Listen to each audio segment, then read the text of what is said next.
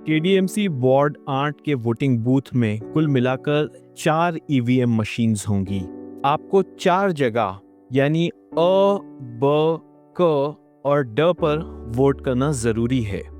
इन 4 जगहों के लिए ईवीएम पर अलग अलग रंगों के बैलेट दिए हुए हैं। अ के लिए सफेद, ब के लिए गुलाबी, क के लिए पीला और ड के लिए नीला। हर मशीन पर उम्मीदवार यानी कैंडिडेट्स के नाम और निशानी होगी। सबसे पहले अ जगह के लिए आपके कैंडिडेट के सामने का बटन दबाइए, एक लाल लाइट जलेगी। ब के लिए भी यही तरीका रहेगा, क के लिए भी यही तरीका होगा और ड के लिए भी। ड के लिए वोट करने के बाद एक बजर बजेगा, जिसका मतलब है कि चारों जगह पर आपका वोट डाला गया। आप कल्याण के एक जिम्मेदार शहरी हैं और आपका वोट शहर का मुस्तकबिल बदल सकता है। शुक्रिया।